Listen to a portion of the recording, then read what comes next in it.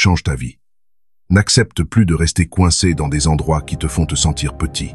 À l'intérieur de toi existe une capacité d'action, une force de volonté qui ne s'éveille pas seulement avec la motivation, mais avec le sens, avec le but profond.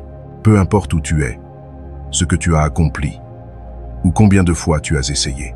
Les stoïciens enseignaient que l'esprit peut être entraîné, que tu peux te développer, te reconstruire et te renouveler autant de fois que nécessaire.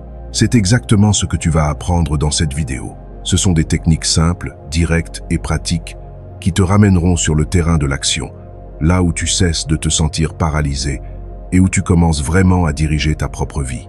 Épictète disait que l'évolution morale appartient à tous. Ce n'est pas un privilège de quelques-uns, ni le résultat de la chance, mais la conséquence naturelle de celui qui est prêt à grandir. Chacune de ces techniques fonctionne de manière indépendante, mais ensemble, elles construisent une nouvelle mentalité ferme, lucide et inébranlable. Elles forment un système complet de transformation personnelle qui a été testé pendant plus de 2000 ans par les plus grands esprits de l'histoire. C'est pourquoi je t'invite à rester jusqu'à la fin et à apporter cette connaissance dans ton quotidien.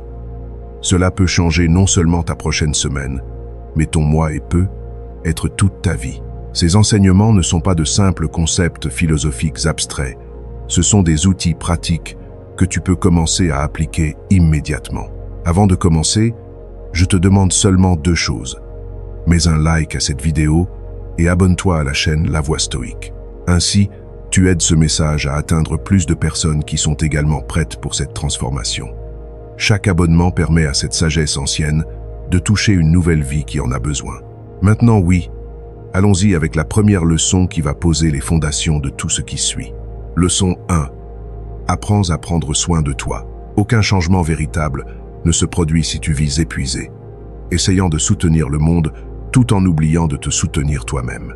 Prendre soin de toi n'est pas de l'égoïsme, c'est de la responsabilité. Parce que tu ne peux pas offrir ce que tu n'as pas et personne ne fleurit dans un terrain abandonné. Cette vérité est si simple qu'elle passe souvent inaperçue dans le bruit de nos vies modernes. Nous avons été conditionnés à croire que se sacrifier pour les autres est noble, que négliger nos propres besoins est une preuve d'amour et de dévouement. Mais les stoïciens savaient quelque chose que nous avons oublié. Tu ne peux pas verser d'une tasse vide. Tu ne peux pas donner de la force si tu es affaibli, de la clarté si tu es confus, de la paix si tu es en guerre avec toi-même. Pense à toi comme à un jardin. Si tu n'enlèves pas les mauvaises herbes, si tu n'arroses pas, si tu ne prends pas soin, les fleurs ne meurent pas soudainement. Elles cessent simplement de pousser, et ce qui était destiné à être beau passe simplement à survivre. Le jardin ne se plaint pas, il ne fait pas de drame. Il se fane en silence, perd ses couleurs progressivement, devient un terrain vague où rien ne peut vraiment s'épanouir. C'est ce qui se passe quand tu oublies de te nourrir de l'intérieur. Regarde autour de toi. Combien de personnes connais-tu qui vivent dans cet état de survie permanente? Elles fonctionnent, elles avancent, elles cochent les cases de leurs responsabilités, mais elles ne vivent pas vraiment. Elles existent dans une sorte de brouillard constant, attendant un jour meilleur qui ne vient jamais parce qu'elles ne créent pas les conditions pour qu'il arrive. Les stoïciens enseignaient que le plus grand devoir est envers soi-même, prendre soin de l'esprit, protéger l'âme et cultiver la vertu. Ce n'était pas un enseignement égocentrique, mais profondément pratique. Marc Aurèle, l'empereur le plus puissant du monde antique, écrivait dans ses méditations personnelles: « L'esprit a besoin de soins quotidiens, tout comme le corps a besoin de nourriture. » Il comprenait que même avec tout le pouvoir et toutes les ressources à sa disposition, sans prendre soin de son monde intérieur, tout le reste s'effondrerait. Mais la majorité vit comme quelqu'un qui essaie de courir avec le réservoir vide, espérant que le monde comprenne la fatigue qu'elle-même ignore. Nous attendons que les autres remarquent notre épuisement, que quelqu'un nous donne la permission de nous reposer, que les circonstances s'alignent parfaitement pour que nous puissions enfin prendre soin de nous. Le soin de soi est un acte de courage. C'est décider de s'arrêter un instant quand tout pousse à continuer. C'est regarder vers l'intérieur et dire « Moi aussi, j'ai besoin de moi ». Cette phrase simple contient une révolution personnelle. C'est réaliser que tu es toujours prêt à aider les autres, mais quand il s'agit de toi, tu reportes, tu ajournes, tu fais silence. Tu dis oui à tout le monde, sauf à tes propres besoins. Tu cours vers chaque urgence externe, mais tu ignores les sirènes d'alarme interne. C'est quand le corps crie pour du repos, mais que tu insistes à continuer, te convainquant que tu tiendras encore un peu, encore un jour, encore une semaine. Quand le cœur demande une pause, mais que tu t'obliges à être fort tout le temps, comme si la vulnérabilité était une faiblesse plutôt qu'une preuve d'humanité. C'est comprendre que prendre soin de toi, c'est aussi savoir dire non, fermer la porte pendant quelques heures, choisir le silence au lieu du bruit des urgences, parce que toutes les urgences ne sont pas vraiment urgentes. Beaucoup sont simplement des distractions déguisées en priorité. L'esprit sans pause devient confus, incapable de distinguer l'important de l'urgent, le nécessaire du superflu. Le corps sans repos devient lourd, traînant chaque mouvement comme un fardeau, et le cœur sans silence devient bruyant, rempli d'un vacarme émotionnel qui empêche toute clarté. Te consacrer du temps est un acte de reconstruction. Ce n'est pas du temps perdu, c'est du temps investi dans la seule ressource qui compte vraiment, toi-même. C'est prendre un café en paix, sans téléphone, sans distraction, juste toi et le moment présent. C'est marcher sans hâte, sentir l'air sur ta peau, remarquer les détails que tu manques habituellement dans ta course permanente. C'est parler avec toi-même sans jugement, avec la même compassion que tu offrirais à un ami cher qui traverse des difficultés. C'est l'instant où tu te retrouves, où tu reconnectes avec cette partie de toi qui existe au-delà des rôles que tu joues, des masques que tu portes, des attentes que tu essaies de satisfaire. C'est quand tu nettoies les blessures anciennes, non pas en les ignorant ou en faisant comme si elles n'existaient pas, mais en les reconnaissant, en les honorant, en apprenant d'elles. C'est quand tu redéfinis des expériences qui sont restées piégées dans le passé, leur donnant un nouveau sens, une nouvelle place dans ton histoire, et tu redonnes de l'espace à ceux qui désirent fleurir à nouveau. Les rêves que tu as mis de côté, les passions que tu as enterrées, les parties de toi que tu as sacrifiées sur l'autel de la responsabilité. Souvent, les douleurs ne font plus mal, mais elles occupent encore de la place. Elles sont comme des meubles dans une maison. Même si tu ne les utilises plus, elles prennent de l'espace, réduisent ta liberté de mouvement, limitent ce que tu peux faire dans ce lieu. Prendre soin de toi, c'est permettre au nouveau d'avoir un endroit où naître. C'est faire de la place dans ta vie, dans ton esprit, dans ton cœur pour ce qui veut émerger. C'est se rappeler que personne ne peut te guérir si tu continues à répéter ce qui te blesse. Si tu continues à accepter l'inacceptable, à tolérer ce qui te diminue, à dire « oui » quand tout en toi crie « non ». La guérison commence quand tu cesses d'être complice de ta propre souffrance, quand tu choisis ton bien, être même si cela dérange les autres, même si cela change la dynamique de tes relations. Et que la beauté de la vie ne se révèle que quand tu te traites avec le même respect que tu attends des autres. Regarde comment tu traites les personnes que tu aimes, avec patience, compréhension, pardon. Maintenant, regarde comment tu te traites toi-même. La différence est souvent choquante. Le soin de soi n'est pas un luxe réservé aux moments de calme. C'est une nécessité vitale qui doit être pratiquée surtout dans les moments de tempête. C'est dans les moments les plus difficiles que prendre soin de toi devient non pas optionnel, mais essentiel à ta survie et à ta capacité de continuer. Commence petit, si tu dois commencer petit. 5 minutes de silence le matin. Un non stratégique par jour. Un moment pour respirer consciemment. Ces petits actes s'accumulent, créent de l'espace, construisent une fondation pour une vie plus équilibrée. Écris ici dans les commentaires. Aujourd'hui, je choisis de prendre soin de moi, parce que le monde change quand tu changes la façon dont tu te traites. Et tout ce qui est bien soigné, tôt ou tard, fleurit. Leçon 2. Grandis dans tous les sens de la vie. Tu n'es pas né pour te développer à moitié. Tu n'es pas seulement le professionnel qui travaille, ni uniquement le rôle que tu joues à la maison. Tu es une somme vivante de corps, d'esprit et d'âme. Et quand une de ces parties est oubliée, tout le reste commence à perdre de la force. C'est une vérité qui se manifeste de manière subtile au début. Tu ne remarques pas immédiatement le déséquilibre. Mais avec le temps, les symptômes deviennent impossibles à ignorer. Une fatigue que le sommeil ne résout pas.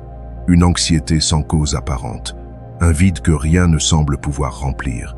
Il y a ceux qui réalisent ce dont ils rêvaient, mais se sentent vides à l'intérieur. Ils ont la maison, la carrière, la reconnaissance, tout ce qu'ils pensaient vouloir. Mais quelque chose manque.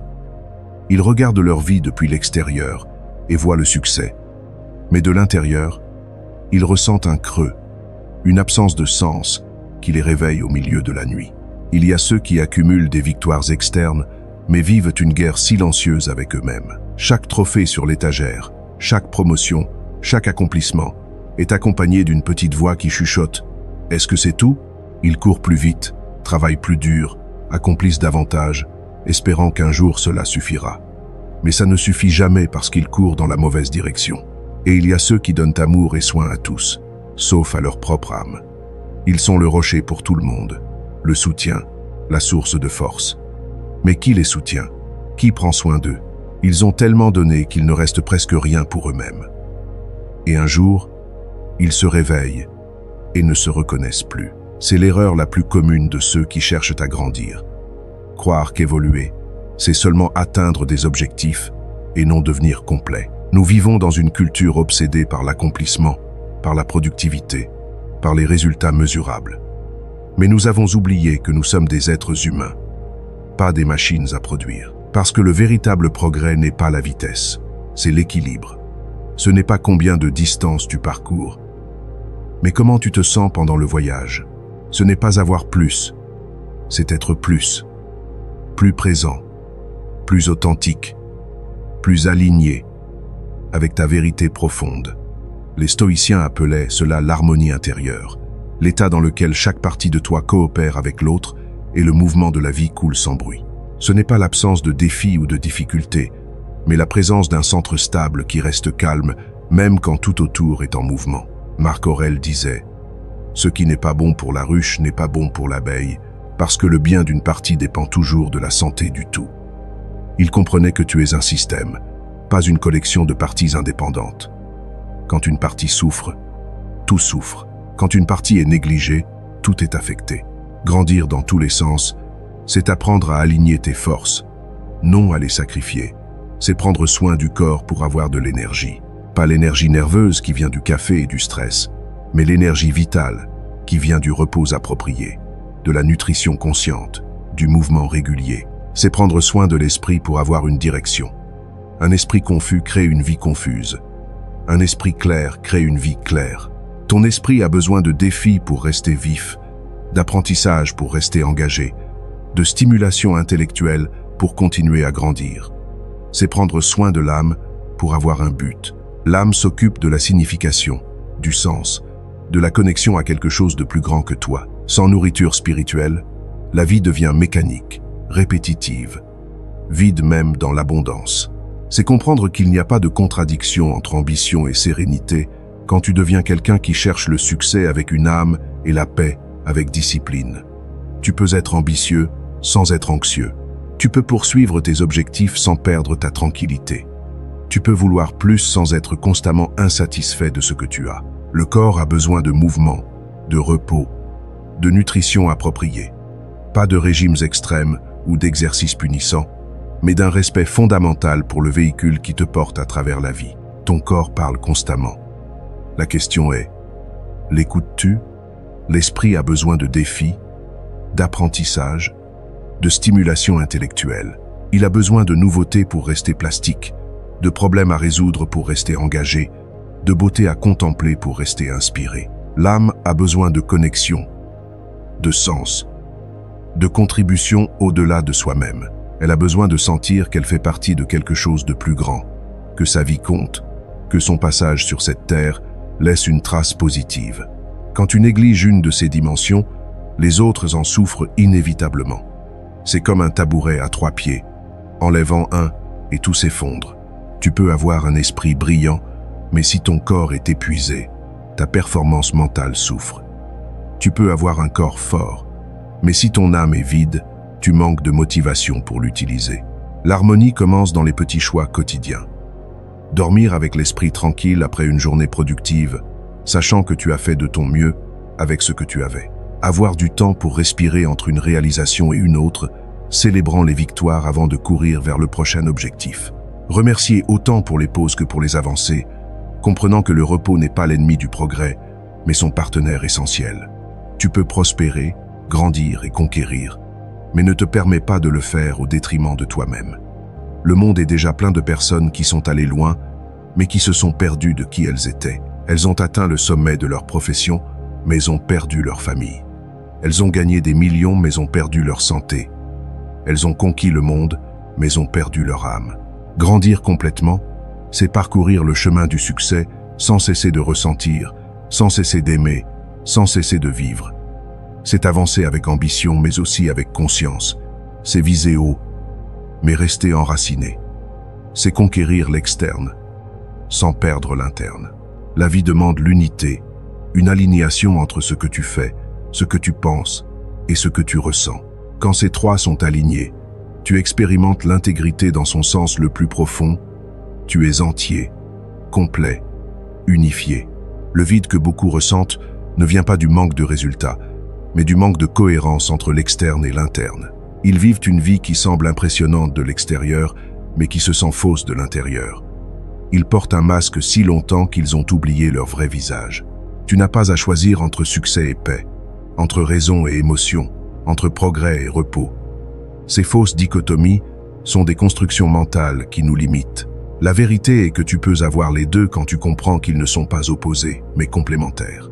Tu as seulement besoin d'apprendre à marcher complet. Quand ce que tu construis dehors reflète ce que tu cultives dedans, tout devient plus léger, plus authentique, plus vrai. Il n'y a plus de dissonance cognitive, plus de lutte interne, plus d'épuisement qui vient de maintenir une façade. Grandir dans tous les sens, c'est devenir quelqu'un qui inspire par son équilibre, qui vainc sans se durcir, qui avance sans se perdre, qui conquiert sans cesser de ressentir. C'est être fort mais aussi tendre, ambitieux mais aussi content, déterminé mais aussi flexible. C'est comprendre que prospérer, ce n'est pas courir derrière plus de choses, mais devenir quelqu'un de meilleur dans tout ce que tu fais. La vraie richesse n'est pas dans ce que tu possèdes, mais dans qui tu deviens dans le processus de l'acquérir. Écris ici dans les commentaires. Je choisis de grandir complètement parce que la vraie évolution n'est pas partielle, elle est intégrale. Et quand toutes tes parties marchent ensemble, le progrès cesse d'être un effort et se transforme en plénitude. Leçon 3. Maîtrise l'art d'avancer. Depuis là où tu es, il y a des moments où le passé semble être un poids attaché aux pieds. Tu veux avancer, mais quelque chose te tire vers l'arrière, une erreur qui te hante, une perte qui te définit encore, un choix qui aujourd'hui te semble erroné et que tu rejoues encore et encore dans ton esprit. Et sans t'en rendre compte, tu commences à vivre comme quelqu'un qui répète le même jour encore et encore, essayant de réécrire ce qui a déjà été vécu. Tu passes plus de temps dans le passé que dans le présent, plus d'énergie à regretter qu'à créer, plus de focus sur ce qui était qu'à ce qui pourrait être. Mais le regret, quand il est nourri, cesse d'être un apprentissage et devient une prison. Au début, c'est une réflexion saine. Qu'est-ce que j'ai appris? Comment puis-je faire mieux? Mais quand tu restes là trop longtemps, quand tu continues à te punir pour des erreurs passées, le regret se transforme en quelque chose de toxique. Il te fait croire que ce qui s'est passé a encore du pouvoir sur ce qui vient. Il te convainc que parce que tu as échoué une fois, tu échoueras toujours. Il te chuchote que ton passé détermine ton futur, que tes erreurs te définissent, que tu ne mérites pas une autre chance. Et ce qui devait être réflexion devient chaîne. Les chaînes ne sont pas toujours visibles. Parfois les plus lourdes sont celles que nous portons dans notre esprit, les histoires que nous nous racontons, sur qui nous sommes basés, sur qui nous étions. Les stoïciens appelaient cela la sagesse de l'instant présent, l'habileté à séparer les temps, à comprendre que ce qui s'est déjà produit appartient à la mémoire, pas à l'heure actuelle. Le passé est un lieu que tu peux visiter dans tes souvenirs, mais tu ne peux pas y vivre. Être sage pour eux n'était pas effacer le passé, mais refuser d'y vivre. Ce n'était pas faire semblant que les choses difficiles ne sont jamais arrivées, mais refuser de laisser ces choses contrôler leur présent et déterminer leur futur.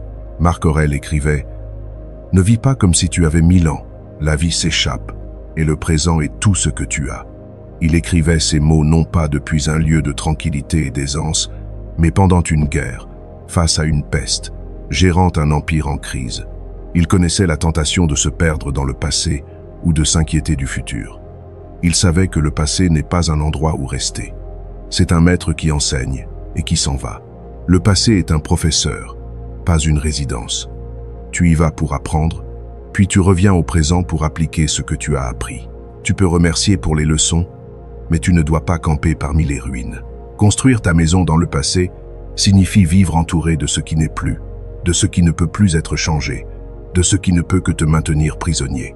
Le regret te fait regarder en arrière avec douleur, mais la sagesse te fait regarder en avant avec clarté. Le regret dit « si seulement ». La sagesse dit « la prochaine fois ». Le regret te maintient coincé. La sagesse te fait avancer. Et la différence entre les deux est dans la décision d'avancer depuis là où tu es, pas depuis là où tu voudrais être. Beaucoup de gens refusent de commencer parce qu'ils ne sont pas au point de départ idéal. Je commencerai quand j'aurai plus d'argent, plus de temps, plus de préparation, plus de confiance. Mais le point de départ parfait n'existe pas. Le seul point de départ réel est où tu es maintenant, avec ce que tu as maintenant, tel que tu es maintenant. Regarde autour de toi. Combien de fois t'es-tu empêché de recommencer parce que tu te punissais encore pour ce que tu as fait ou n'as pas fait? Combien de fois as-tu refusé de tendre la main vers une nouvelle opportunité parce que tu portais encore la blessure d'une opportunité passée qui n'a pas fonctionné? Combien d'opportunités as-tu laissé passer parce que tu étais trop occupé à revivre ce que tu ne pouvais plus changer? C'est comme essayer d'ouvrir une porte que le temps a déjà fermée. Tu peux pousser de toutes tes forces, tu peux supplier, tu peux pleurer devant elle, mais elle reste fermée parce qu'elle appartient à un moment qui n'existe plus. Le passé peut expliquer qui tu étais, mais il ne déterminera jamais qui tu peux devenir. Ton histoire jusqu'à maintenant a contribué à te façonner. Oui, mais elle ne te définit pas. Elle ne limite pas ce que tu peux être demain. À chaque moment, tu as le pouvoir de choisir une nouvelle direction. Tu n'as pas besoin de nier ce que tu as ressenti. Ressentir est humain. La douleur est réelle. La perte est réelle. L'erreur est réelle. Mais tu dois éviter de transformer la douleur en résidence, de faire de ta blessure ton identité, de construire toute ta vie autour de ce qui t'est arrivé. Les traumatismes et les erreurs ne sont pas un destin, ce sont des chapitres importants, peut-être, des chapitres qui ont changé le cours de ton histoire, certainement, mais des chapitres quand même, pas le livre entier. Tu es l'auteur, et il reste encore beaucoup de pages blanches, et chaque nouveau lever du soleil est une invitation à écrire la page suivante avec plus de conscience. Chaque matin, tu te réveilles avec une nouvelle chance. Les erreurs d'hier n'ont pas besoin d'être répétées aujourd'hui. Les douleurs d'hier n'ont pas besoin de dicter tes choix aujourd'hui. Honorer le passé, ce n'est pas le répéter, c'est le dépasser. C'est reconnaître son impact, apprendre de ses leçons, puis utiliser cette sagesse pour créer quelque chose de nouveau. C'est permettre à ce qui a été de te fortifier, non de te définir.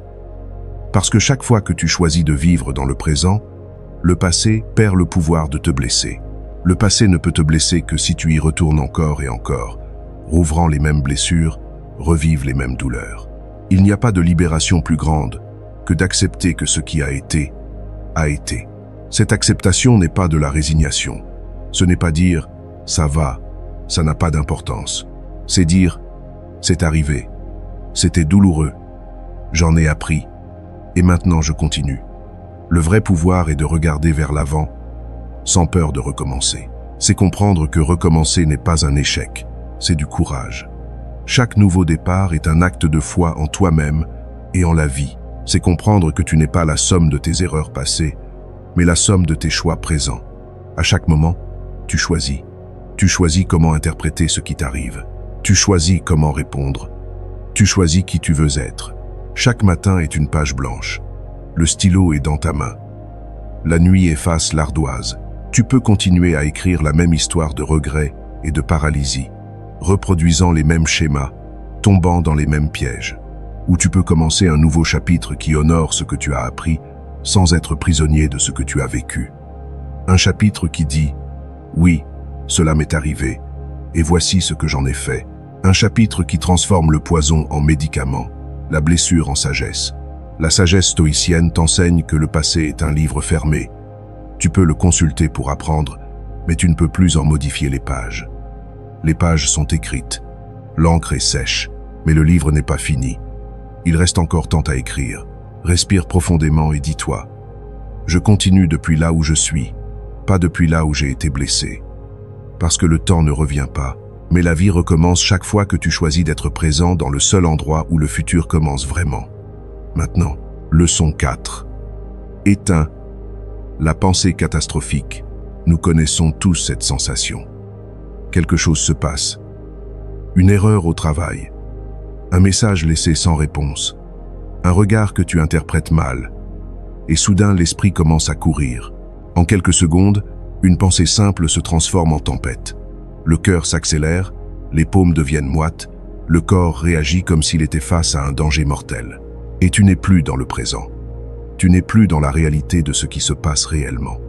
Tu es piégé dans un futur imaginaire, fait de peurs anciennes et d'histoires mal résolues.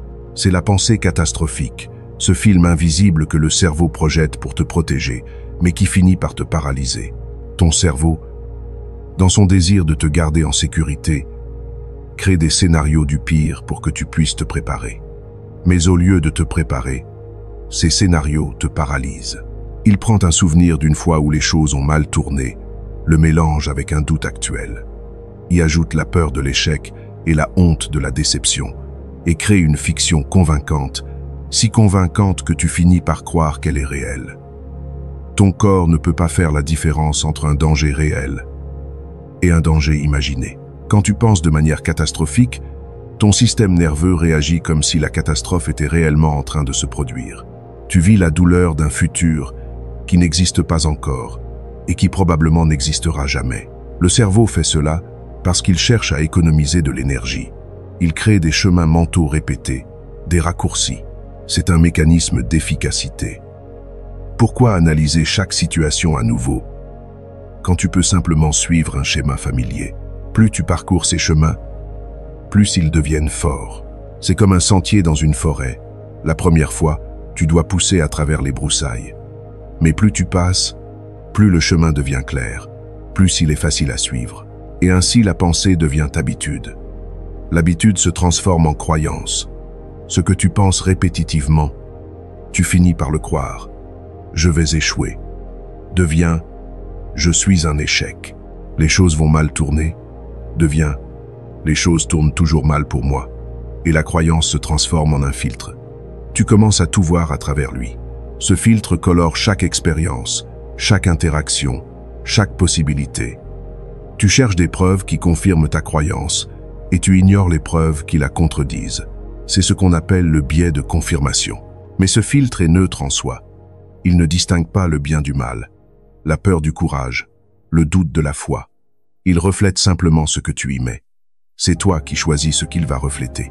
Si tu l'alimentes de catastrophisme, il te montrera un monde catastrophique. Si tu l'alimentes de possibilités, il te montrera un monde de possibilités. Et c'est ici qu'entre le pouvoir de l'autocontrôle stoïcien, la capacité d'observer l'esprit sans devenir l'esprit. C'est la différence entre « je pense que je vais échouer » et « je suis un échec ». La première est une pensée que tu observes. La seconde est une identité que tu endosses. Épictète disait « La seule chose sur laquelle tu as le contrôle, c'est ton esprit, et cela te donne assez de pouvoir parce que l'esprit est l'origine de toutes tes actions et perceptions. » Il ne parlait pas de contrôler tes pensées dans le sens de les supprimer ou de les nier.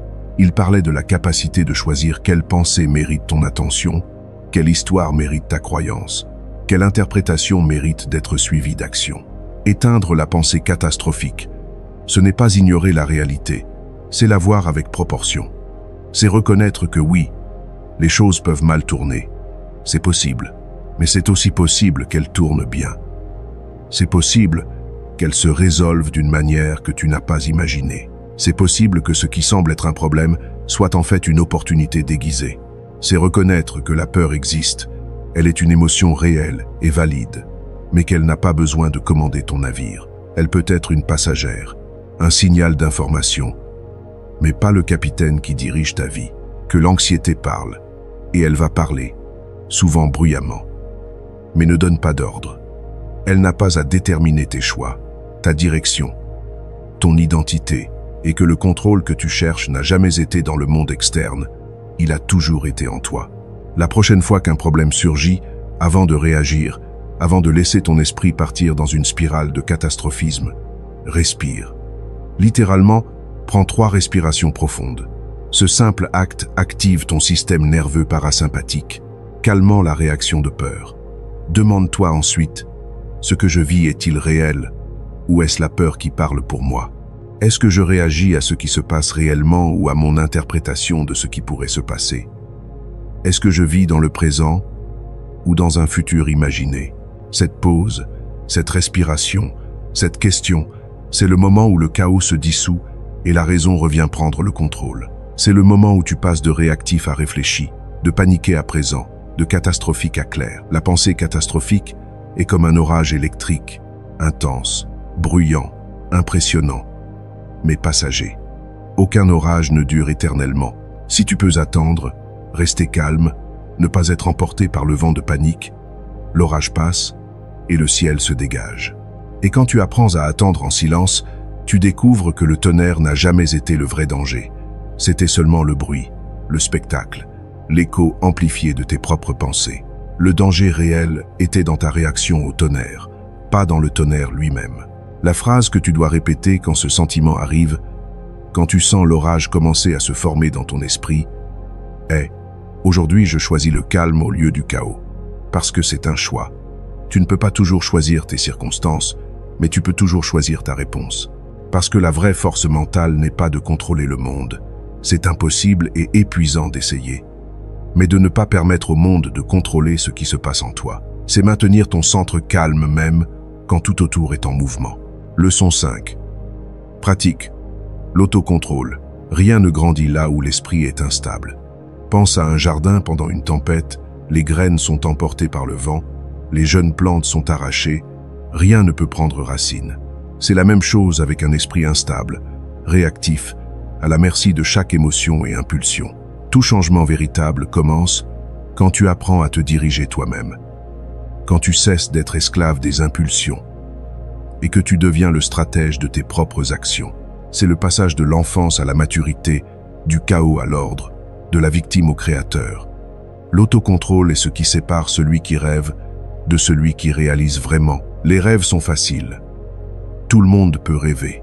La réalisation demande quelque chose de plus, la capacité de continuer quand c'est difficile, de persister quand c'est ennuyeux, de maintenir le cap quand tout te pousse vers la facilité.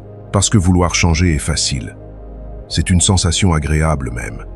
Le premier jour d'un nouveau plan, d'une nouvelle résolution, d'un nouveau départ, l'enthousiasme est élevé, la motivation est forte, tu te sens invincible. Ce qui est difficile, c'est le jour 30, le jour 100, le jour 365. C'est rester ferme quand l'enthousiasme s'éteint et que tout ce qui reste est la discipline. Quand les choses prennent du temps et que les résultats ne viennent pas aussi vite que tu l'espérais.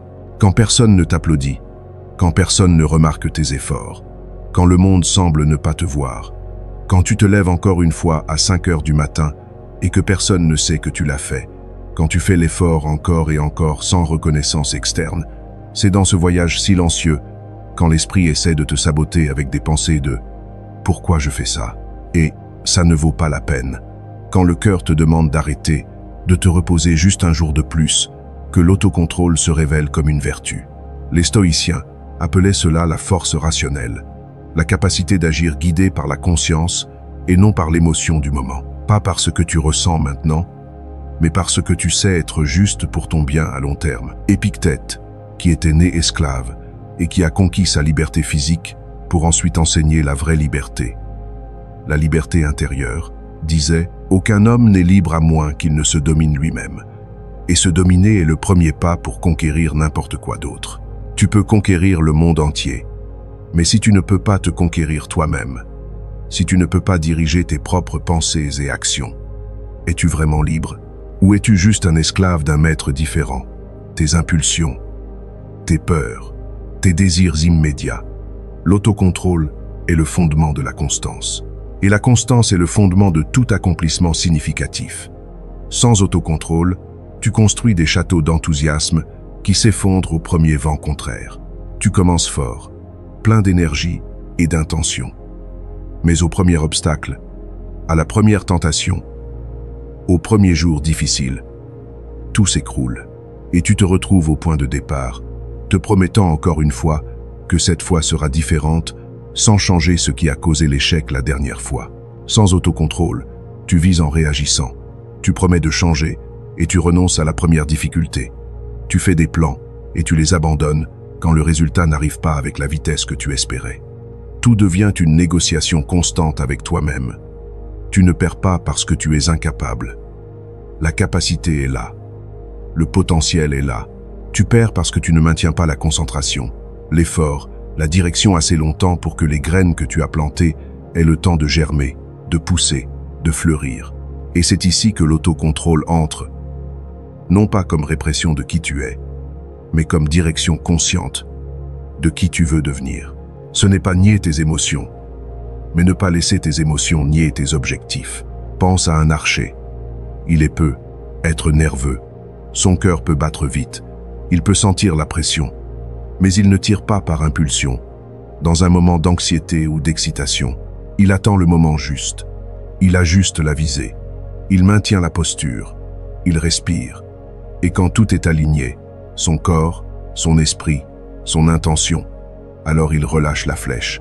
C'est sa sérénité, et non sa force qui garantit la précision.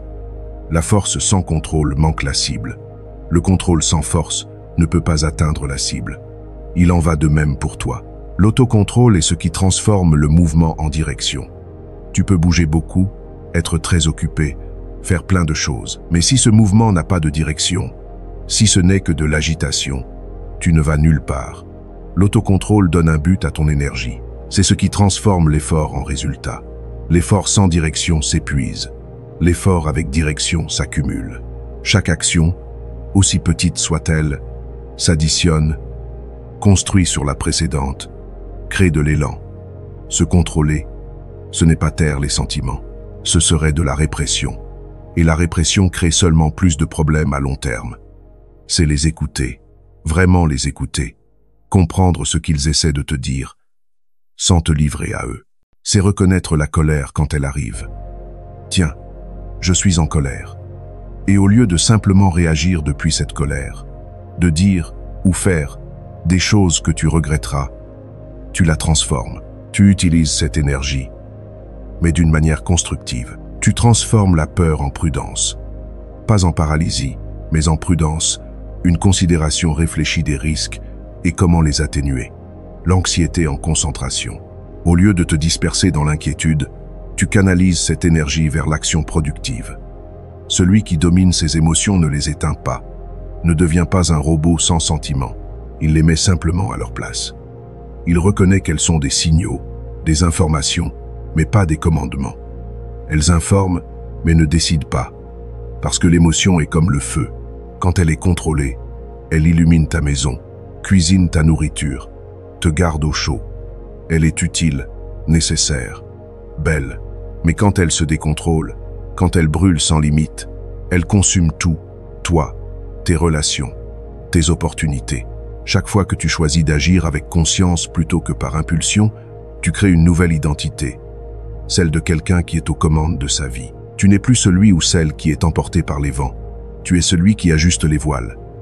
Et plus tu répètes ce choix, chaque fois que tu résistes à la tentation, chaque fois que tu fais le choix difficile, chaque fois que tu honores ton engagement envers toi-même, plus l'esprit apprend qu'il peut te faire confiance. C'est un cycle vertueux qui se renforce à chaque itération. Chaque petite victoire sur tes impulsions construit la confiance en toi-même. Je dis que je vais faire quelque chose, et je le fais.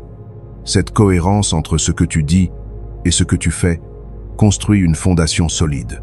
Chaque fois que tu choisis la réponse réfléchie au lieu de la réaction automatique, tu entraînes ton cerveau. La neuroplasticité, la capacité du cerveau à se recabler, signifie que tu deviens littéralement meilleur à l'autocontrôle avec la pratique. Tu deviens plus fort, plus stable, plus capable de résister aux tempêtes émotionnelles qui t'assaillaient autrefois. Ce qui était difficile devient plus facile. Ce qui demandait un effort énorme demande moins d'efforts. Les nouveaux chemins neuronaux se renforcent. L'autocontrôle n'est pas de la rigidité. Ce n'est pas être inflexible ou incapable de s'adapter. C'est de la maturité. C'est comprendre que l'impulsion satisfait le maintenant. Ce plaisir instantané, cette gratification immédiate, mais que la discipline construit l'après. Et quand tu choisis l'après, quand tu privilégies ton toi futur, au lieu de satisfaire uniquement ton toi présent, La vie te récompense avec quelque chose que le maintenant ne pourrait jamais te donner. La clarté. La clarté sur qui tu es vraiment. La clarté sur ce que tu veux vraiment. La clarté sur où tu vas. Cette clarté n'est pas disponible dans l'impulsivité, dans la réactivité, dans le chaos. Elle n'émerge que dans le calme de l'autocontrôle. Alors la prochaine fois que tu auras envie d'abandonner, de réagir sans penser, de revenir à l'ancien schéma qui te semble familier même s'il est destructeur, arrête-toi et respire. Crée un espace entre le stimulus et la réponse. Souviens-toi de tout ce que tu as déjà surmonté quand tu as décidé de ne pas agir par impulsion. Ces moments où tu voulais répondre avec colère, mais tu as choisi le silence. Ces fois où tu voulais abandonner, mais tu as continué un jour de plus. Souviens-toi combien de fois le silence t'a sauvé d'une dispute que tu aurais regrettée. Combien de fois la patience t'a placé au bon endroit, au bon moment, parce que tu n'as pas précipité les choses. Le succès ne vient pas de celui qui fait plus, qui s'agite le plus, qui est le plus occupé. Le succès vient de celui qui se maintient dans la bonne direction le plus longtemps. La tortue bat le lièvre.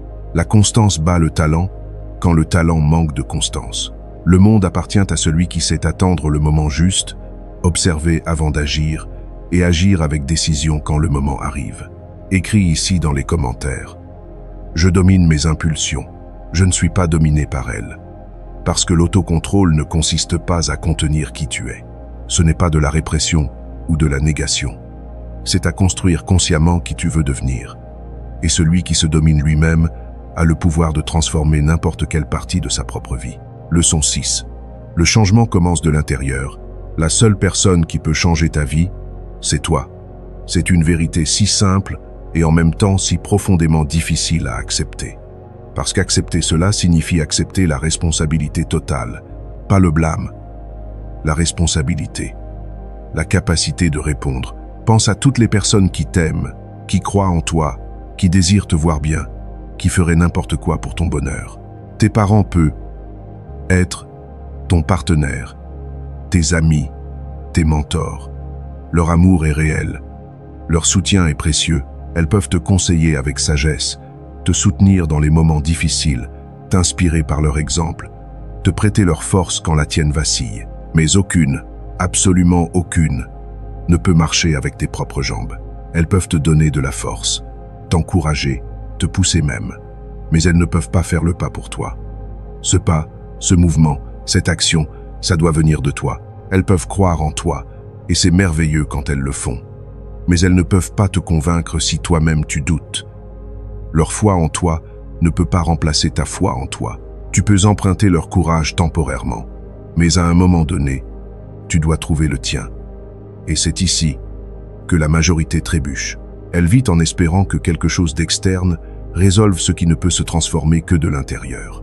Elle attend le sauveur, la personne, le travail, la somme d'argent, l'événement qui va tout changer. Elle attend le moment parfait, ce moment magique où tout s'aligne et où le changement devient facile. Le travail parfait qui résoudra tous les problèmes financiers et donnera un sens. Le partenaire parfait qui comblera tous les vides et guérira toutes les blessures.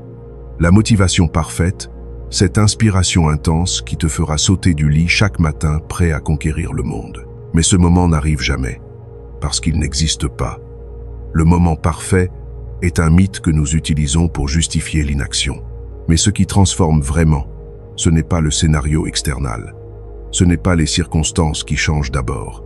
C'est l'état interne de celui qui traverse ces circonstances. Deux personnes peuvent vivre exactement la même situation et en sortir complètement différentes. Tout changement profond commence dans l'invisible, dans ce que tu penses quand personne n'écoute, ce que tu dis quand tu es seul, ce que tu ressens dans les moments privés que personne d'autre ne voit. C'est là, dans le secret de ton monde intérieur, que tout commence. Le changement réel naît dans la façon dont tu te parles à toi-même. Cette conversation constante que tu as avec toi-même, ce commentateur intérieur qui ne se tait jamais, parce que c'est cette voix interne qui te relève quand tu tombes ou qui te maintient à terre. C'est cette voix qui te pousse vers tes rêves ou qui te sabote juste avant la ligne d'arrivée. Cette voix qui dit « tu peux » ou qui chuchote « tu ne peux pas » et le choix de laquelle écouter, laquelle renforcer, laquelle croire, c'est ton choix. Pense à combien de fois tu t'es arrêté avant même d'essayer, seulement parce que ton esprit a chuchoté « et si ça tourne mal ?» Avant même de faire le premier pas, ton dialogue intérieur t'a convaincu de l'échec.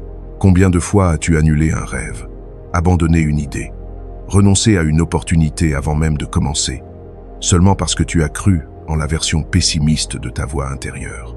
Cette version qui amplifie les risques et minimise tes capacités. Et le plus curieux, c'est que la plupart du temps, ce n'était pas l'échec réel qui t'a arrêté. Ce n'était pas un obstacle insurmontable. C'était la peur de l'échec, fabriquée par tes propres pensées, projetée sur un futur imaginaire, traitée comme si c'était déjà arrivé. Tu peux avoir le meilleur plan du monde, conçu par les meilleurs experts. Tu peux avoir le meilleur conseil, des personnes qui ont réussi exactement ce que tu veux faire. Tu peux avoir les meilleures intentions, un désir brûlant de changer. Mais si l'esprit ne coopère pas, si ton dialogue intérieur travaille contre tes objectifs plutôt que pour eux, si ta voix interne sème le doute à chaque pas, tout s'effondre. Le meilleur plan échoue face à un esprit qui ne croit pas. C'est pourquoi tant de personnes intelligentes, talentueuses, capables, bonnes, restent bloquées au même endroit pendant des années. Ce n'est pas par manque de capacité ou d'opportunité. C'est parce qu'elles n'ont jamais appris à dominer leur dialogue intérieur. Cette voix est puissante. C'est peu être la force la plus puissante dans ta vie parce qu'elle est constante. Elle est toujours là. Et tu as tendance à la croire automatiquement.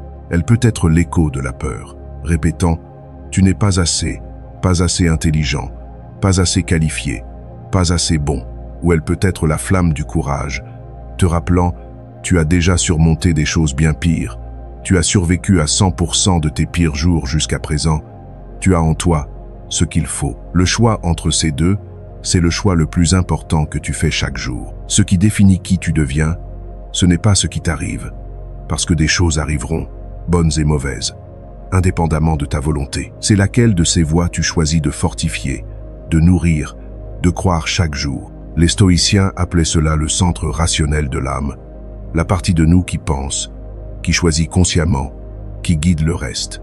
Ils croyaient que la vraie liberté commence quand tu apprends à diriger tes propres pensées.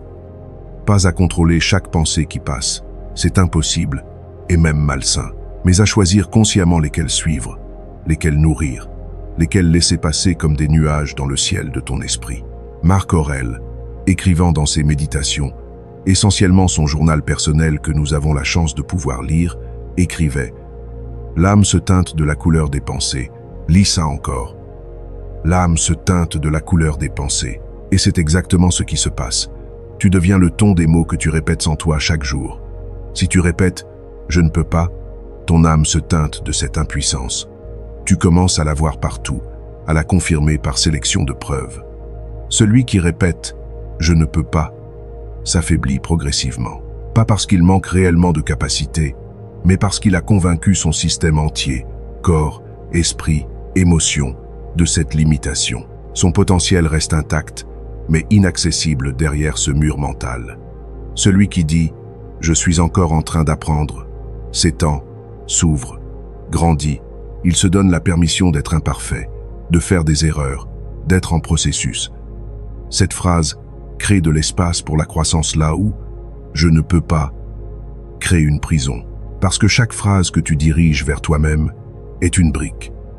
Soit elle construit ta force, ta confiance, ta résilience, ta capacité, soit elle élève les murs qui t'emprisonnent, les murs de la limitation, du doute, de la peur, le langage que tu utilises avec toi-même, en privé, dans les moments où personne d'autre n'écoute, devient la réalité que tu vis publiquement.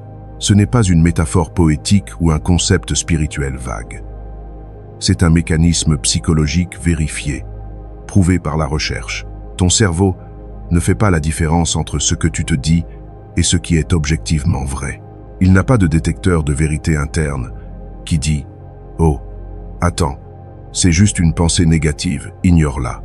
Non, il traite tes pensées comme des instructions et agit en conséquence. Si tu te dis constamment « je suis nul en maths », ton cerveau prend cette instruction et alloue moins de ressources à l'apprentissage mathématique. Pourquoi investir de l'énergie dans quelque chose que tu as déjà déclaré impossible? Alors observe ce que tu te dis. Deviens conscient de ce narrateur intérieur Écoute vraiment ce qu'il dit. Quand quelque chose tourne mal, et les choses tourneront mal parfois, c'est la vie. Ne répète pas automatiquement « je savais que j'allais échouer ». Ce simple changement de langage interne crée un espace complètement différent. Je savais que j'allais échouer. Te ferme, confirme une croyance limitante, te maintient coincé dans un schéma. Maintenant je sais comment faire mieux. T'ouvre, extrait l'apprentissage, te propulse vers l'avant. Quand tu ressens de la peur, et tu ressentiras de la peur, c'est humain et même utile. Ne dis pas « je ne suis pas capable ». Dis « je suis encore en train d'apprendre ». Ressens la différence? La première phrase te limite à ce que tu sais déjà. La seconde t'ouvre à ce que tu peux devenir. Et si la fatigue arrive, si tu te sens épuisé, ce qui arrivera si tu pousses vraiment vers quelque chose de nouveau et difficile, ne dis pas « je suis épuisé, je n'ai plus d'énergie, je ne peux pas continuer ». Dis « j'ai besoin de prendre soin de moi pour continuer ». Remarque comment cette phrase honore ton besoin de repos sans te définir par l'épuisement. Elle reconnaît ta fatigue, mais maintient ta capacité. C'est temporaire, c'est gérable, c'est humain. Remarque comment ces petits changements dans ton dialogue intérieur créent un espace complètement différent. Le premier te ferme, te limite, te réduit. Le second t'ouvre, t'étend, te rappelle ton potentiel. Le premier te limite à ce que tu es en ce moment, comme si c'était permanent et définitif. Le second t'étend vers ce que tu peux devenir, reconnaissant que tu es toujours en processus, toujours en évolution. Ce n'est pas nier la réalité. Si tu es vraiment épuisé, tu es épuisé. C'est réel. Mais c'est choisir l'interprétation qui te sert, qui t'empowère, qui te maintient en mouvement, au lieu de celle qui te détruit, qui te paralyse, qui te maintient coincé. Ce simple changement de langage interne, si simple qu'il semble presque trivial, est ce qui sépare celui qui abandonne de celui qui mûrit. Celui qui abandonne laisse son dialogue intérieur inconscient diriger. Celui qui mûrit prend le contrôle conscient de ce dialogue. Parce que ce n'est pas le monde qui te fortifie ou te détruit. Le monde est neutre. Ce qui fait la différence, c'est le dialogue que tu maintiens avec lui, l'histoire que tu te racontes sur ce qui arrive, le sens que tu donnes aux événements. Et ce dialogue commence dedans, dans la façon dont tu interprètes tes propres jours, tes propres expériences, tes propres choix. C'est le prisme à travers lequel tout passe. Change le prisme, et tu changes tout ce qui passe à travers. Quand tu changes le ton de ta conversation interne, ce qui était doute paralysant se transforme en élan constructif. Ce qui était « je ne peux pas » devient « pas encore », mais je vais apprendre. Ce qui était « c'est impossible » devient « c'est difficile », mais pas impossible. Et ce qui semblait impossible, vraiment, totalement, définitivement impossible, devient un pas naturel. Pas facile nécessairement, naturel, logique, faisable. Le suivant dans une série de pas que tu es capable de faire. La force intérieure commence à l'instant où tu décides de te traiter comme quelqu'un qui mérite de grandir, pas comme quelqu'un qui est destiné à rester petit, comme quelqu'un qui mérite d'apprendre, pas comme quelqu'un qui devrait déjà tout savoir, comme quelqu'un qui mérite de vaincre, pas comme quelqu'un qui est destiné à échouer. Cette décision de changer ton dialogue intérieur est le début de tout changement réel.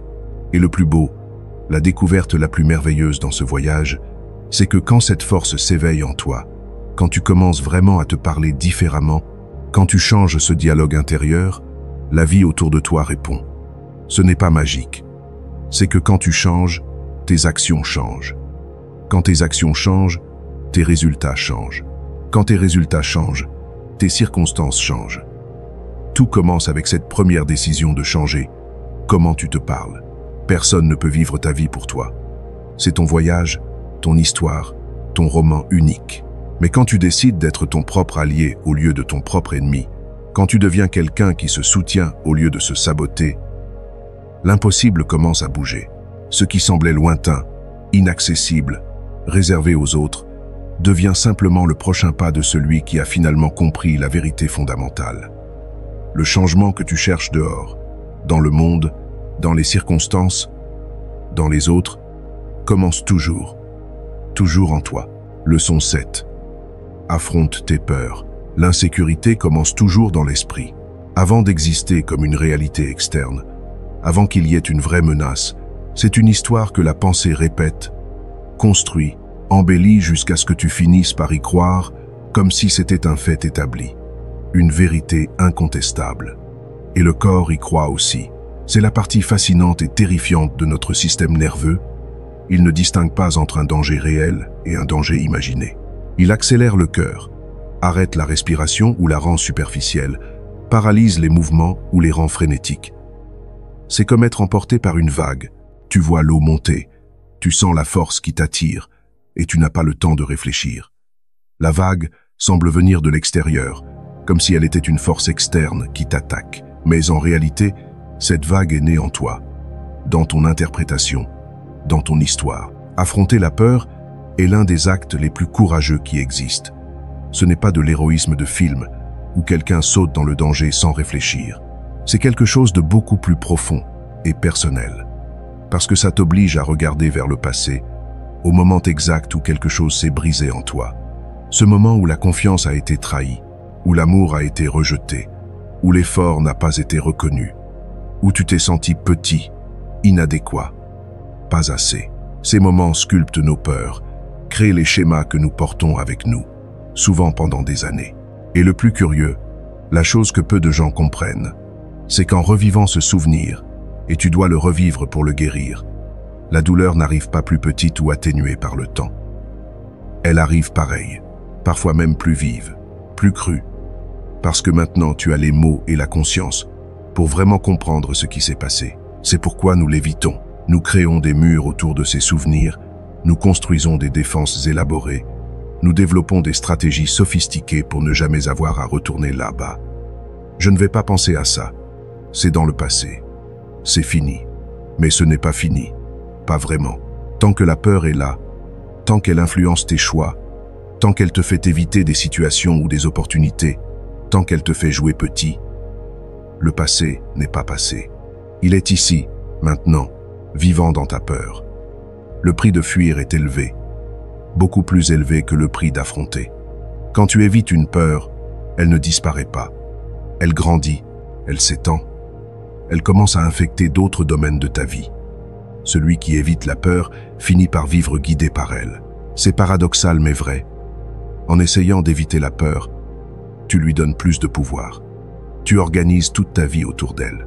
Chaque fois que tu agis depuis l'insécurité, chaque fois que tu prends une décision basée sur la peur plutôt que sur ton désir réel, le passé prend des décisions pour toi. Si tu as été rejeté une fois, peut être dans une relation, peut être par un employeur, peut être par un ami.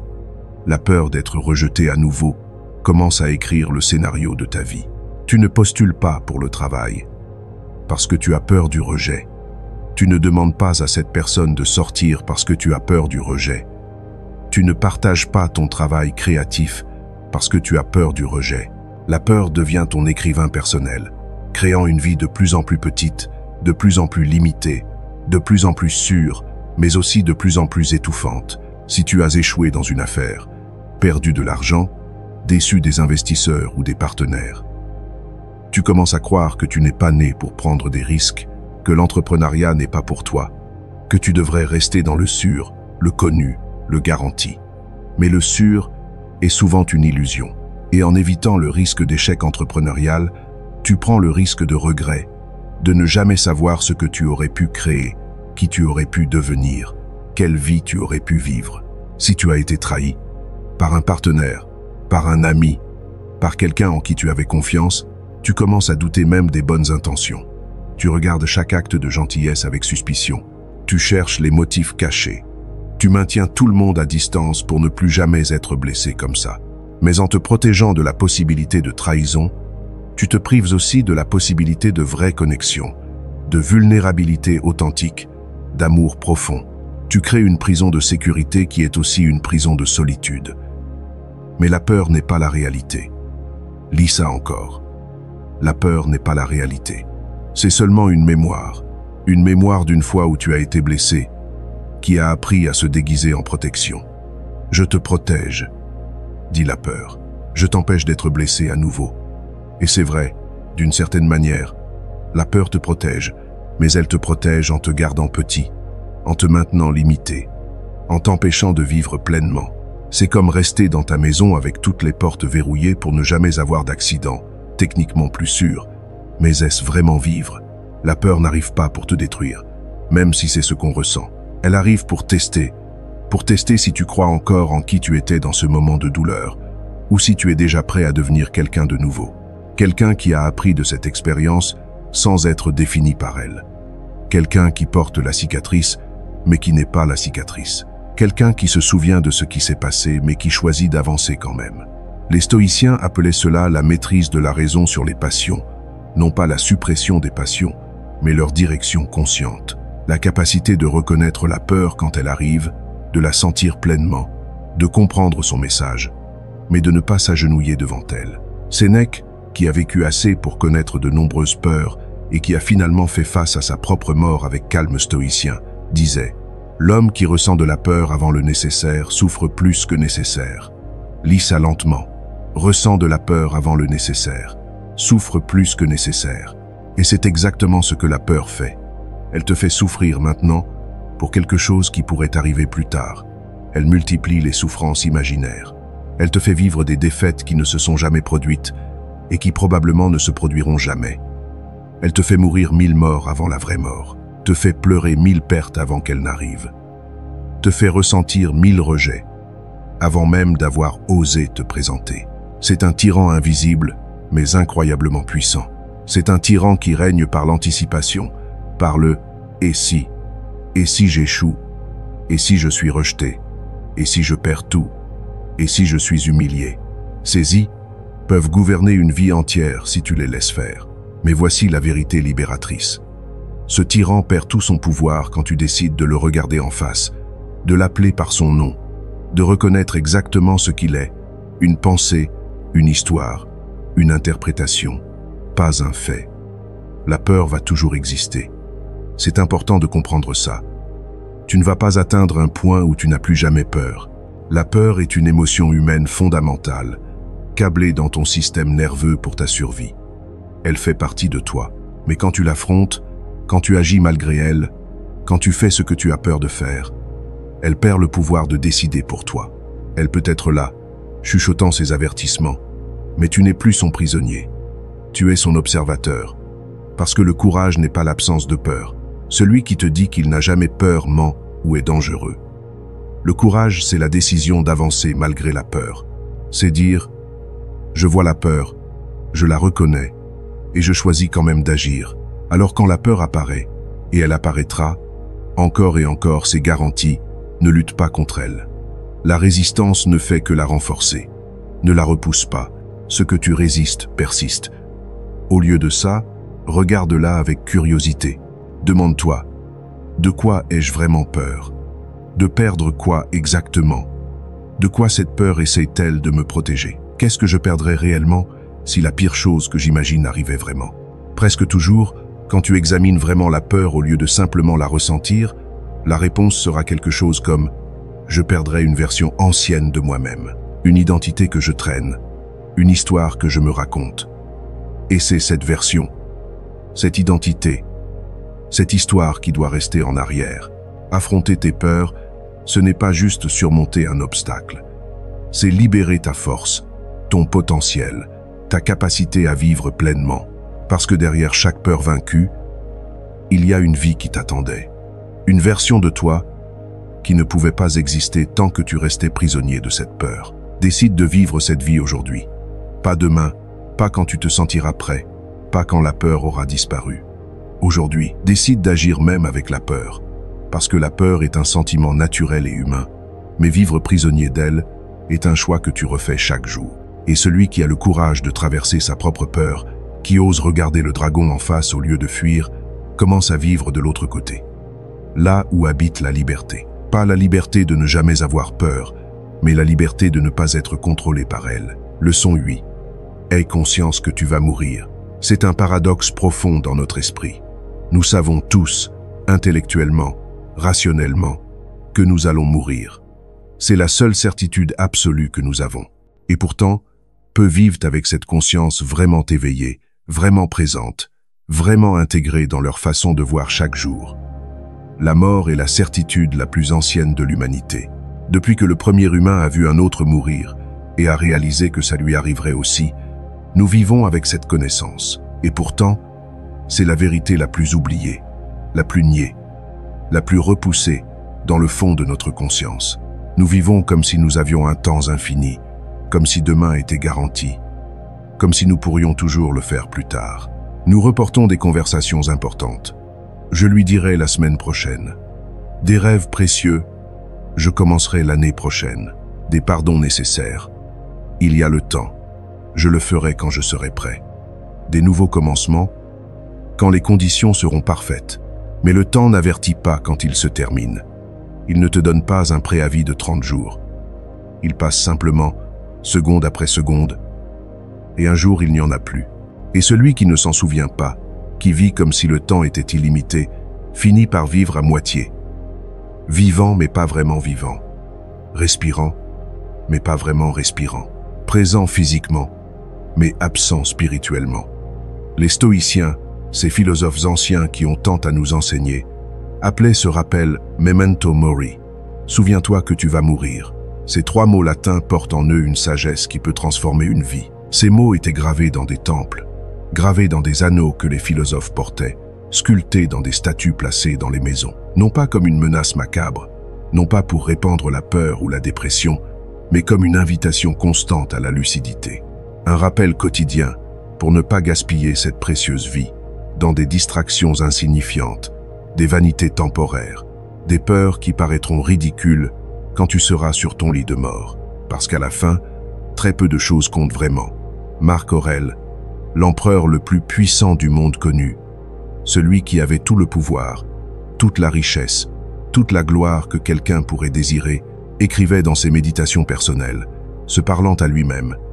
Tu peux quitter la vie à tout moment. Que cela détermine ce que tu fais, dis et pense. Imagine l'empereur du monde, dans son palais, se rappelant quotidiennement sa mortalité.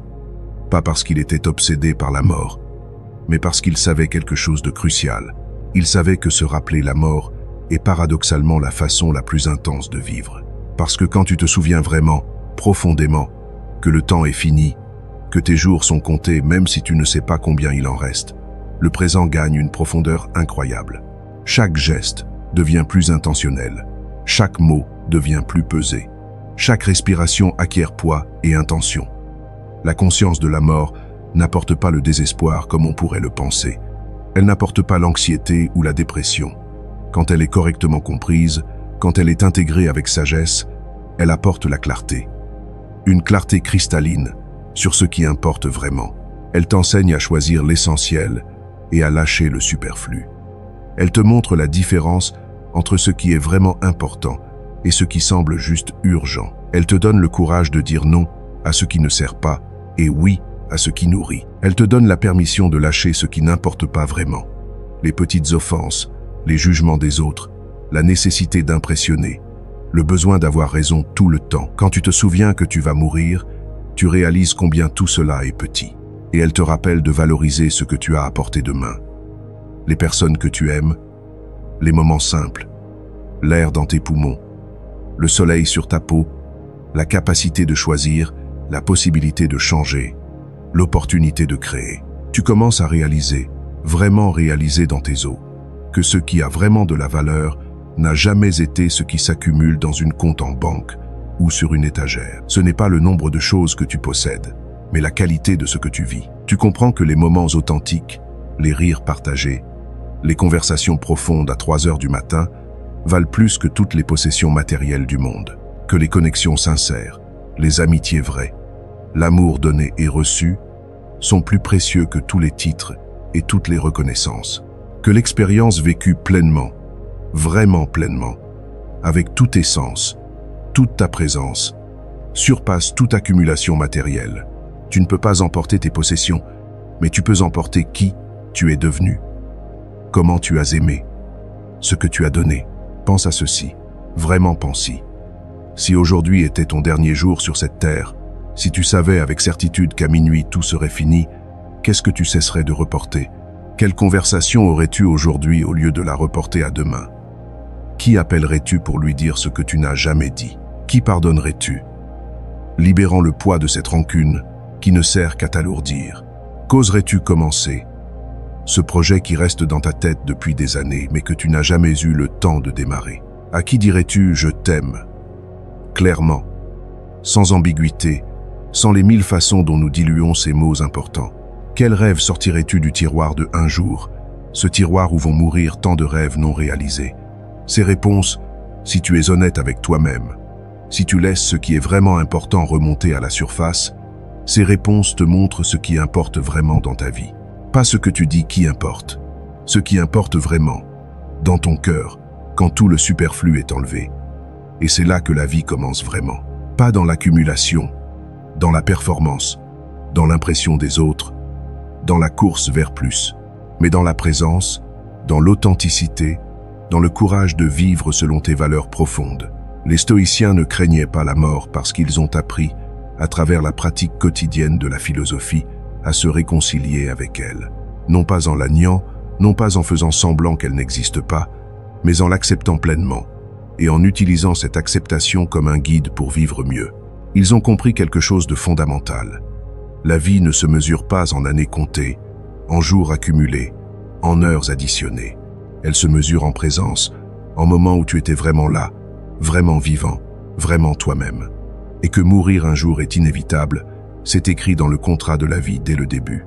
Mais mourir sans avoir vraiment vécu, mourir avec des regrets sur toutes les choses que tu n'as pas osé faire, les mots que tu n'as pas osé dire, la personne que tu n'as pas osé être, ça, c'est un choix.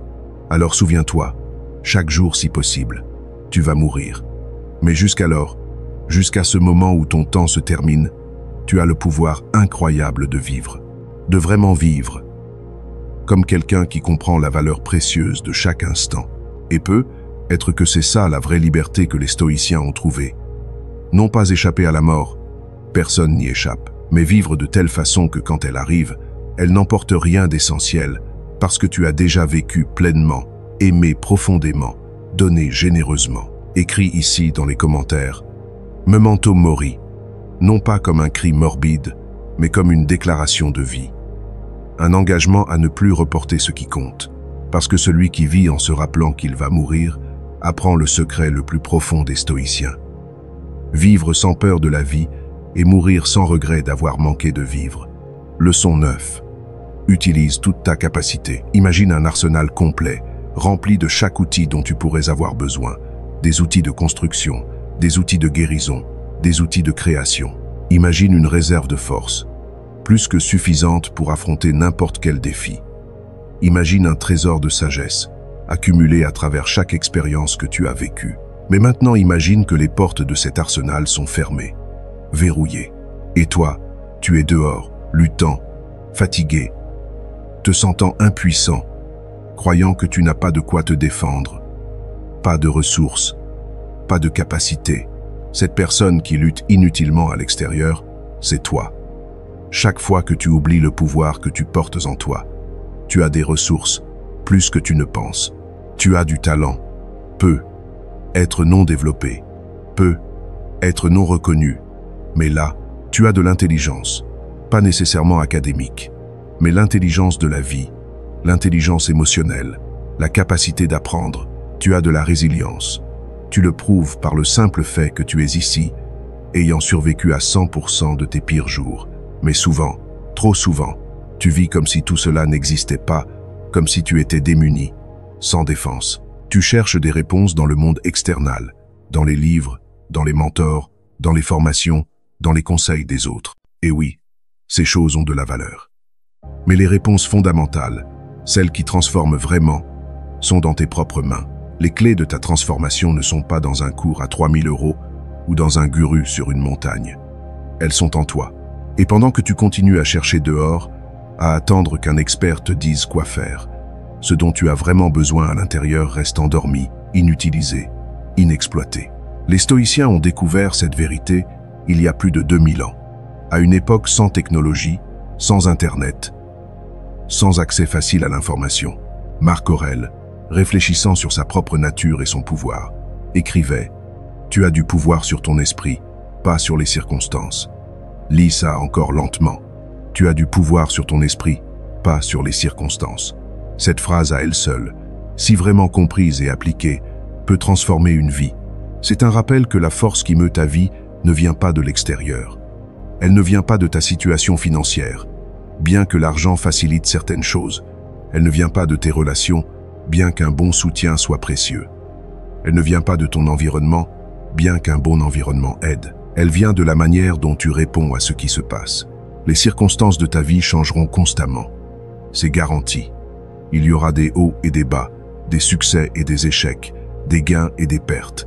Les crises viendront et partiront. C'est la nature de l'existence. Rien ne reste stable éternellement.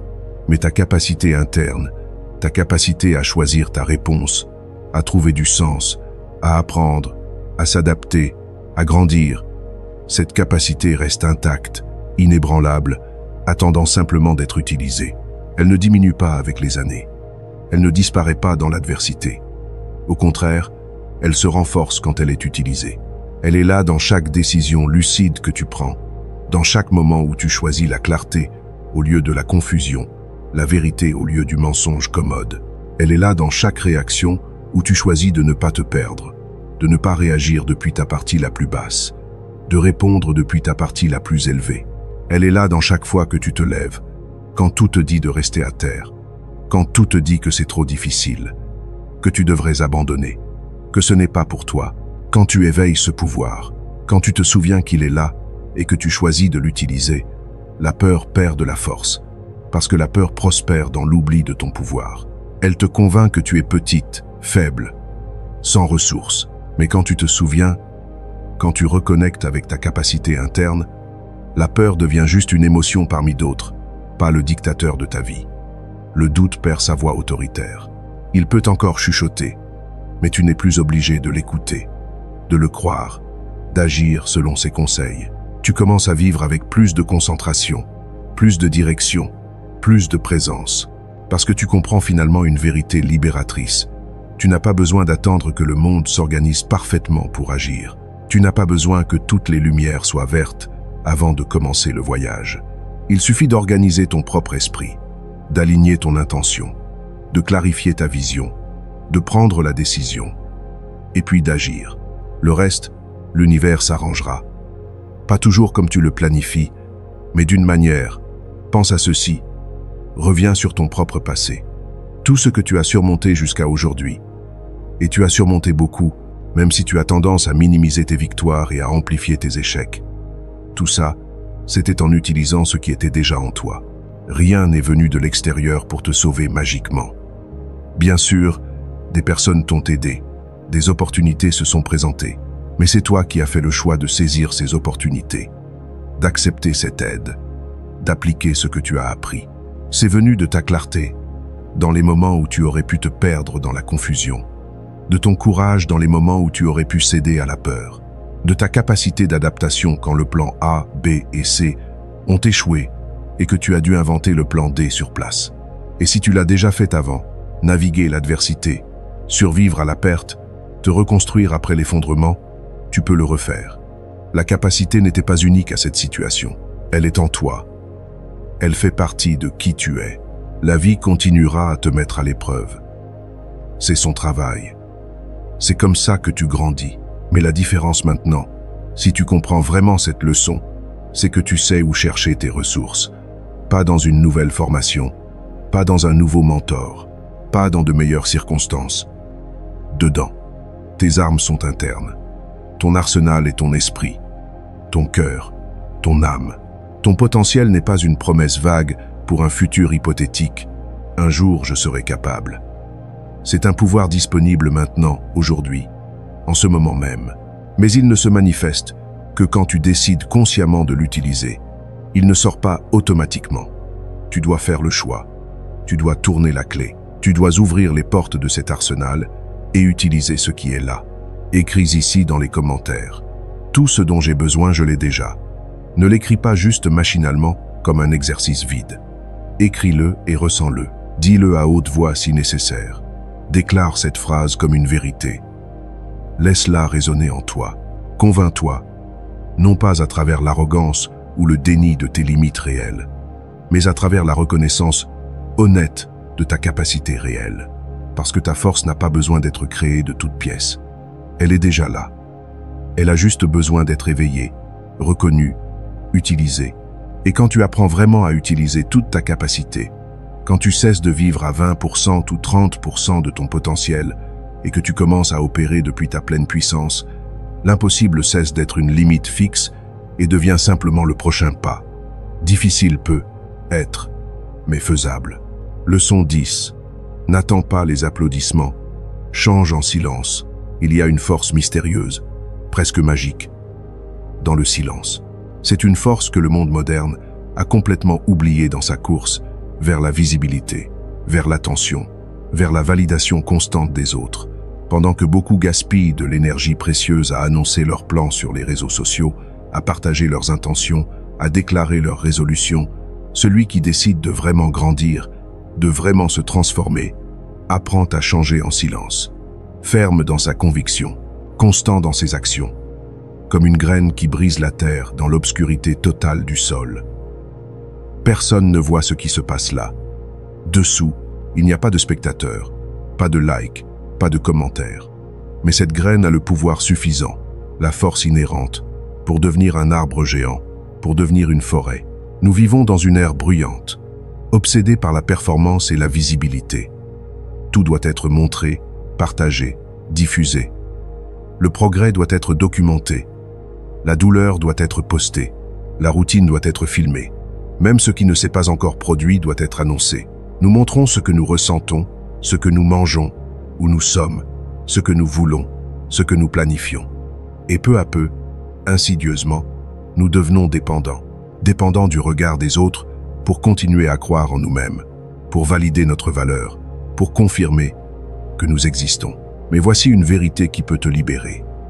Plus tu parles de ce que tu vas faire, moins il te reste d'énergie pour vraiment le faire. Ce n'est pas juste une observation philosophique, c'est un phénomène psychologique prouvé. Quand tu annonces ton intention, ton cerveau reçoit une dose de satisfaction, comme si tu avais déjà accompli la chose. Le simple fait de dire « je vais écrire un livre » te donne un petit high de dopamine. Les gens réagissent, te félicitent pour ton intention, te disent que c'est une excellente idée. Et ton cerveau interprète cela comme une récompense. Il a déjà reçu une partie de la gratification que l'accomplissement réel aurait apporté. Résultat, ta motivation réelle pour faire le travail difficile, ennuyeux, invisible d'écrire réellement le livre diminue. Tu as déjà reçu ta récompense sociale. Pourquoi faire le travail maintenant? Le silence n'est pas l'absence de son, bien que ce soit vrai au sens littéral. C'est quelque chose de beaucoup plus profond. C'est la présence de direction. C'est la concentration. C'est une forme sacrée de protection. La protection de ton processus, de ta transformation, de ta croissance. C'est une façon de garder ton énergie pour toi, de ne pas la disperser en explications, en justifications, en défense contre les opinions des autres. C'est une façon de protéger le sacré, et ton processus de transformation est sacré, même si le monde ne le voit pas ainsi. La première leçon du changement silencieux est simple dans son énoncé mais profonde dans ses implications.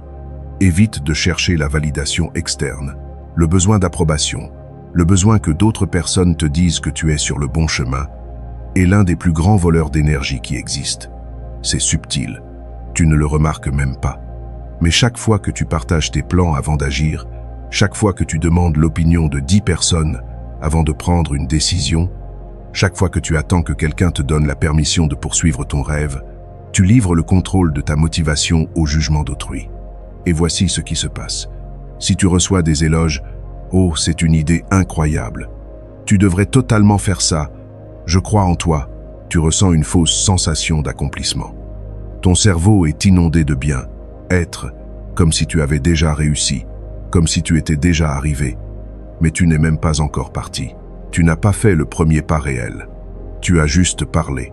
Et maintenant, une partie de toi se sent satisfaite, validée, accomplie. L'urgence de vraiment agir diminue.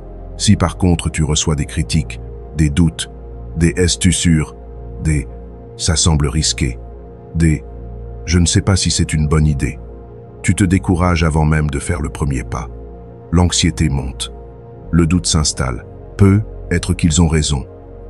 Peut être que tu devrais attendre. Peut être que c'est stupide. Le silence brise ce cycle entier. Il te redonne autonomie, la capacité de te diriger toi-même sans dépendre du consensus du groupe. Il te redonne concentration.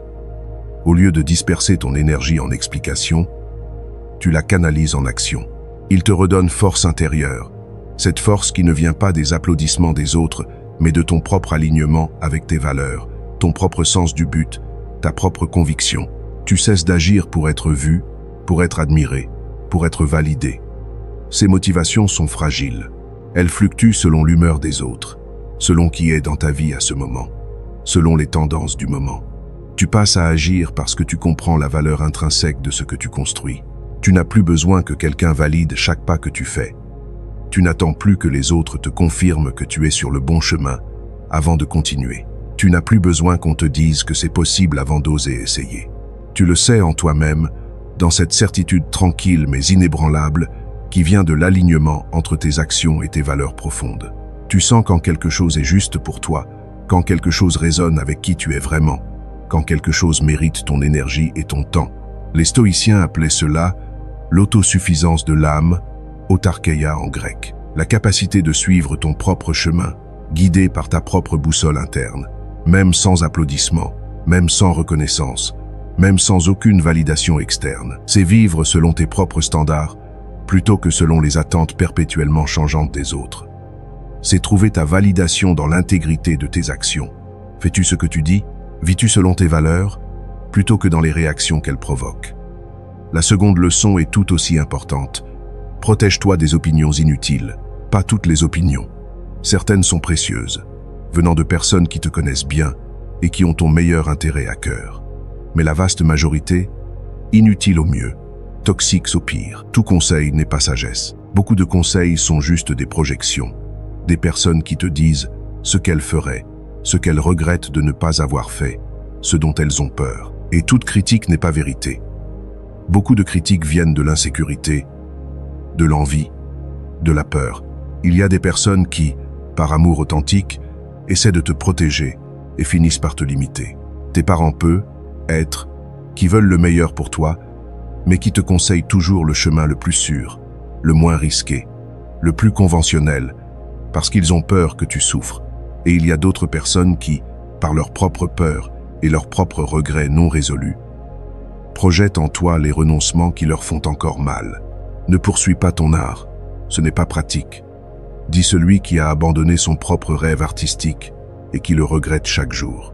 Si tu ouvres trop tes portes, si tu demandes l'opinion de tout le monde, si tu laisses chacun commenter tes choix, les voix externes envahissent l'espace de ta conviction. Elles créent un bruit tel que tu ne peux plus entendre ta propre voix, ton propre savoir intérieur, ta propre guidance. Le silence est le bouclier des déterminés. Il protège ton but du bruit constant du monde, des comparaisons toxiques qui te font douter, des doutes semés par ceux qui n'ont jamais osé eux-mêmes, de la critique de ceux qui sont dans les tribunes plutôt que dans l'arène. Au lieu de dépenser de l'énergie précieuse à t'expliquer, à te justifier, à défendre tes choix contre des personnes qui ne comprendront jamais parce qu'elles n'ont pas ta vision, tu utilises cette énergie pour agir, pour faire un pas de plus, pour construire un peu plus, pour créer. Et c'est la troisième leçon, peut être la plus puissante. Surprends par ce que tu fais, pas par ce que tu dis. Les promesses, aussi sincères soient-elles, ne transforment rien. Les déclarations d'intention, aussi passionnées soient-elles, ne créent rien. Les résolutions du nouvel an ne changent rien. Les actions, elles, oui, les actions transforment. Les actions créent. Les actions changent ta vie et potentiellement le monde. Alors ne dis pas que tu vas changer. Change. Pas demain, maintenant. Commence par un petit pas aujourd'hui. Ne dis pas que tu vas commencer. Commence. Arrête de préparer, de planifier, d'attendre le moment parfait. Commence dans le désordre. Commence imparfaitement, mais commence. Ne dis pas que tu essaies. Persiste en silence jusqu'à ce que ton progrès devienne impossible à ignorer, indéniable, évident. La discipline silencieuse génère une force qui n'a pas besoin de mots, qui n'a pas besoin d'annonces, qui n'a pas besoin de validation. C'est une force qui parle par elle-même. Quand tu apparais un jour avec des résultats tangibles, Quand tu te présentes transformé, les gens le sentent. Ils le perçoivent dans ton regard qui est devenu plus clair, plus assuré. Ils le voient dans ta posture qui est devenue plus droite, plus confiante. Ils le ressentent dans la sérénité de celui qui n'a plus besoin de prouver quoi que ce soit à personne, parce qu'il s'est déjà prouvé à lui-même. Mais le plus important, le changement le plus significatif, n'est pas dans ce que les autres perçoivent. C'est ce qui se passe en toi, dans ton monde intérieur, dans ton expérience quotidienne de la vie. Le bruit constant du doute cède la place au calme de la conviction. La hâte frénétique de prouver ta valeur se transforme en patience sereine de quelqu'un qui sait où il va. Et le besoin perpétuel de validation externe se transforme en un sens de but qui vient de l'intérieur, qui ne dépend de personne, qui ne peut pas être perturbé par l'opinion d'autrui. Parce que quand tu changes en silence, quand tu te transformes sans faire de bruit, le monde n'a pas besoin de t'applaudir pour que ce soit réel. Il le reconnaît simplement. Il ne peut pas faire autrement. La transformation authentique est évidente même sans être annoncée. Les résultats parlent le langage de la vérité, un langage que tout le monde comprend même s'ils ne peuvent pas l'articuler. Et le silence, loin d'être vide ou passif, est la scène où cette vérité résonne avec le plus de force, sans distorsion, sans interférence. C'est dans cet espace serein, dans ce silence protecteur, que la transformation véritable mûrit. Pas dans le spectacle public, mais dans le travail privé. Pas dans les déclarations bruyantes, mais dans les actions quotidiennes silencieuses. C'est là que la concentration se consolide, inébranlable face aux distractions. C'est là que ta vraie croissance commence, loin des regards, loin des jugements, loin du besoin de performer pour un public. Merci d'être arrivé jusqu'ici, d'avoir investi ce temps dans ton développement personnel, dans ta croissance intérieure. Si cette vidéo t'a aidé à voir les choses sous un autre angle, si elle t'a donné ne serait-ce qu'une idée que tu peux appliquer aujourd'hui, je t'invite chaleureusement à t'abonner à la chaîne La Voie Stoïque. Ici, sur cette chaîne, nous continuons ensemble ce voyage, réfléchissant sur les grandes vérités de la philosophie stoïcienne, grandissant pas à pas, construisant cette force intérieure qui nous permet de naviguer n'importe quelle tempête et de créer la vie que nous désirons vraiment.